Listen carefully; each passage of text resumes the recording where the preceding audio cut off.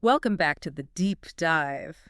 Today, we are not just analyzing a debate. We're trying to dissect the architecture of reality itself. It sounds ambitious, but that's really where the source material takes us. It does. I mean, if you follow Indian intellectual discourse, or frankly, if you've just been on social media lately, you've seen the sparks flying in Kolkata. Oh, for sure, the viral showdown.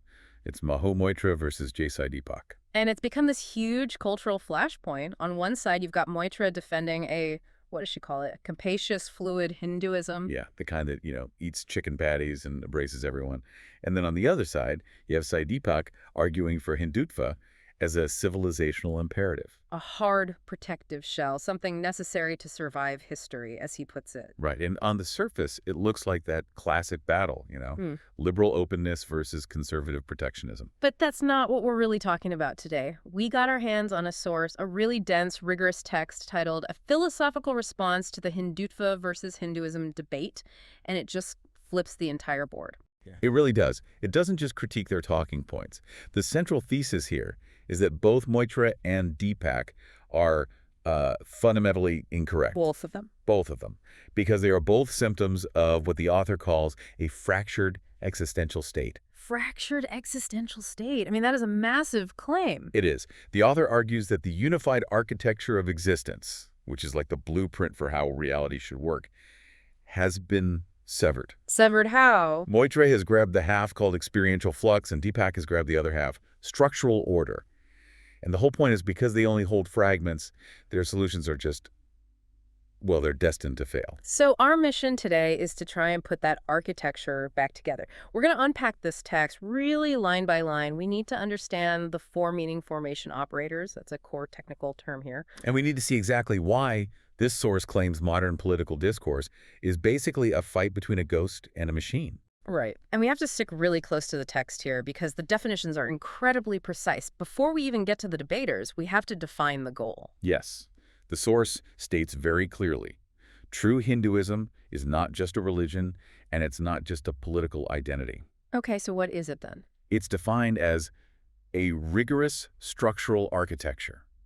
Think of it like an engineering blueprint. Yeah. One designed specifically to guide the evolution of consciousness. From where to where? The text says the goal is to move the spirit from the inertia of ignorance to the infinitude of realized truth. Moving from inertia to truth, and how does this architecture do that? By integrating the creator state, which is the spirit, with the creation state, which is nature. The whole argument is that the spirit must master the world, not flee from it and not get crushed by it. Okay. And to do that, you need four specific engines running at the same time. These are the meaning formation operators.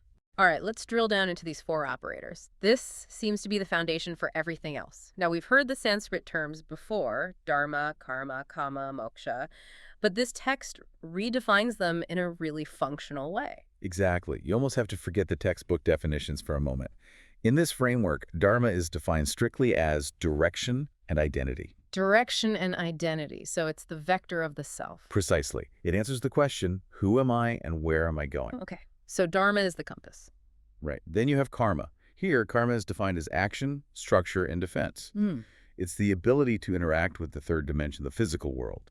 It's about building walls, creating systems, offering resistance. So if dharma is the compass, karma is like the hull of the ship. It's the hard structure. Precisely. Then we move to the what the text calls the soft operators, kama. Usually translated as desire. But here it's defined as understanding and expansion. It represents generalized intelligence, the drive to include the other, to connect, to comprehend the environment. And the last one, moksha. Moksha is experience and freedom. It is the state of being unbound.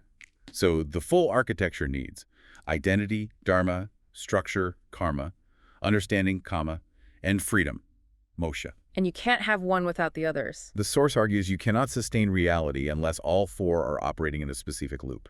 You break the loop, you break reality. And this brings us right back to Kolkata. The whole accusation is that our debaters are breaking this loop. Let's start with Mahua Moitra. Okay. In the debate, she's charming, she's inclusive. She argues that Hinduism is defined by its lack of rules. You can worship how you want, eat what you want. And she represents the force of probabilism or fluidity. The source absolutely acknowledges that she correctly champions kama inclusivity and moksha experiential freedom. She wants the spirit to explore without limits. Yes. But the text slams this as incorrect leftism or unanchored fluidity. And why is it incorrect? What's the flaw? Because she attempts to access freedom without paying the price of structure. By valuing probabilism and just devaluing determinism, she ends up rejecting Dharma, which is identity, and karma, which is structure. And what happens then? The source identifies two catastrophic failures that result from this. The first is spiritualistic zero-ness. Spiritualistic zero-ness. Without karma, without that hard shell of defense and structure, the spirit has no vessel to exist in the physical world. The text says it's like trying to hold water in your hands. It just spills. The spirit becomes a ghost. It becomes a ghost. And the second failure, materialistic zero-ness. Okay, what's that? This is even more interesting, I think, because she devalues Dharma, which is distinct identity. The spirit loses its vector. It just dissolves into the collective environment. So by trying to include everyone, you actually stop existing as a distinct entity. Exactly. The text has a great line. Inclusivity without monism, the distinction of self, leads to dissolution. Wow. Okay, and there's a specific point in the text about innocence, right? Yes, this is key. Moitra tries to preserve the innocence of the spirit, the eating, the playing, the freedom. But the author writes, innocence without the goodness element is just vulnerability. The goodness element. Is that a specific term in the text? It is. And here, goodness is defined as the capacity for structural resistance. It's something earned through karma. The argument is that nature is predatory. Right. So if you have innocence, which is freedom, without goodness, which is defense and structure, nature will exploit and devour that openness. It's a dark, but it's a compelling logic. She's offering a garden with no fence in the middle of a jungle. And that leads us directly to Sai Deepak. Yes. Because he looks at the jungle, he looks at colonialism, at history, at all the geopolitical threats, and he screams for a fence. He champions the civilizational imperative. The source aligns him with the force of determinism or rigidity. He wants Dharma identity and karma structure. He is the master of the whole, but, and this is the crucial turn, the source labels his trajectory as incorrect rightism or unanchored rigidity. Incorrect, even though the text admits he is historically correct about the threats. Yeah. But he is existentially wrong about the solution. How can you be historically right but existentially wrong? Because survival isn't the same thing as living. By suppressing probabilism, by devaluing moksha, freedom and karma, understanding, he creates what the source calls the corporeal trap. The corporeal trap. You build a fortress so thick that it becomes a tomb. The civilization survives physically, sure. The body continues, but the spirit inside just suffocates. And that also leads to a kind of zero-ness. It also leads to materialistic zero-ness. The human becomes a machine, existing only to defend its own existence. There's another critique of Deepak in the text, something about incorrect Dharma. It mentions subjective monism. Can you unpack that for us? Right, this is a more nuanced point.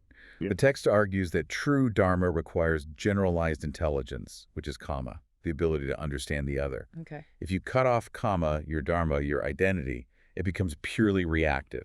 It devolves into subjective monism, which is basically just collective ego, or fanaticism. So instead of having a confident identity that understands the world, you just get a paranoid identity that only reacts to enemies. Precisely.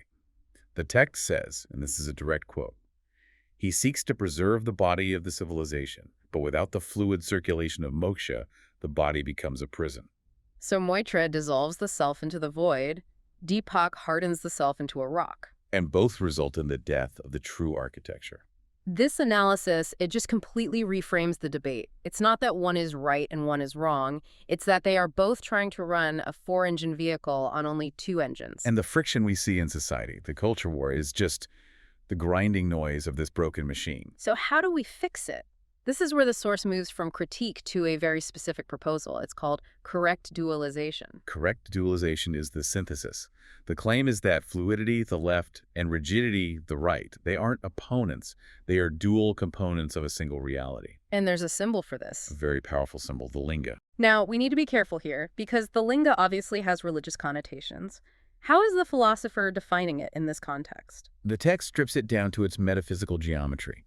The linga is defined as the perfect integration of the first dimension, which is spirit or flux, and the third dimension, which is nature or structure. So it represents the point where the abstract spirit successfully structures itself into reality without losing its freedom. It's the proof that the infinite can exist within the finite. But the text doesn't stay abstract, does it? It actually outlines a correct social authoritarian structure to achieve this. It does. Social authoritarian. Yes. Okay, that is a loaded phrase.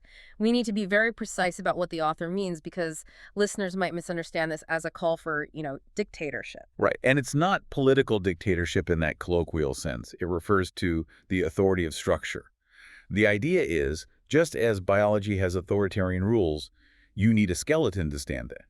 Society needs a structural skeleton. And the author proposes a system, guided by a correct philosopher, that harmonizes two opposing political concepts. What are they? Correct creative inequality and correct protective equality. Okay, let's break those down.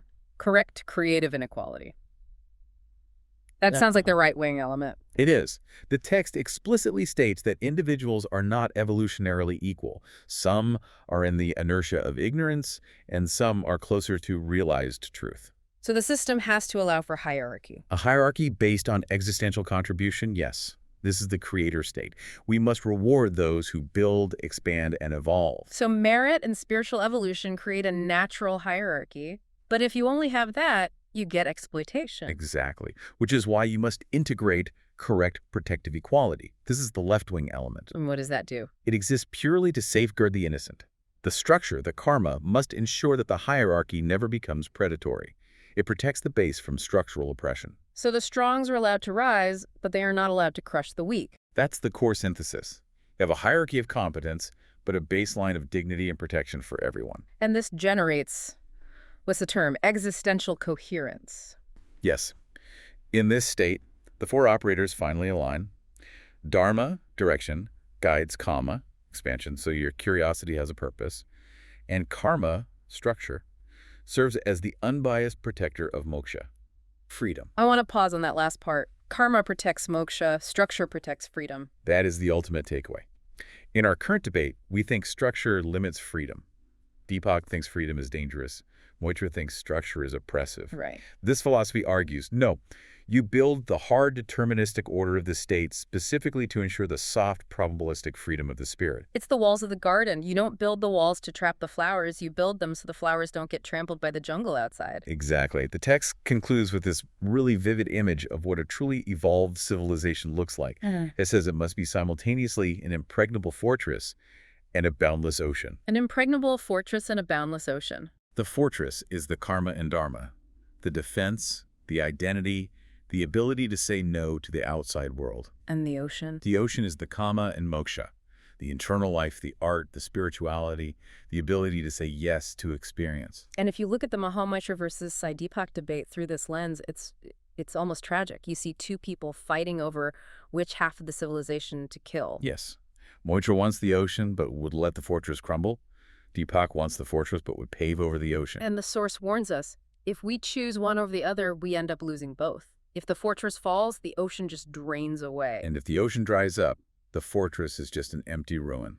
We started this deep dive looking at a political viral video, and we've ended up talking about the geometry of the soul. We've covered the four meaning formation operators, the dangers of spiritualistic and materialistic zero-ness, the corporeal trap, and the synthesis of the linga. It really highlights that our political disagreements are, well, they're often just symptoms of a much deeper confusion about what it means to be human and what it means to build a society. So as we wrap up, here's the challenge for you, the listener. The next time you hear a political argument, whether it's left versus right, liberal versus conservative, just ask yourself, are they selling me a fragment? Are they asking me to choose between the prison and the void? Or are they daring to propose the architecture, the fortress and the ocean? It's a high bar, but according to this source, it's the only way to move from inertia to truth. Thanks for listening to this deep dive. We'll see you next time.